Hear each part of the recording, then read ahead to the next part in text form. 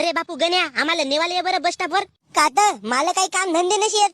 माझ्यासोबत माझी पोरगी आली आहे. मामी मी आलो. भोकाड्या भाषा, तू पैदलच आलास का? आम्हाला गाडीने आणलास का नेवालं? अजी मामीजी, मी स्कूटी आणलं. हो, त्या स्कूटीवर जागा तरी होते का रे बकऱ्या? अजी मामीजी, बस मध्ये बसू बसू तुमची गुबी दुखली असेल तर तुम्ही येते थोड्या वेळ उभे राहा. मी तवरीक तुमच्या पोरीला नेऊन सोडतो.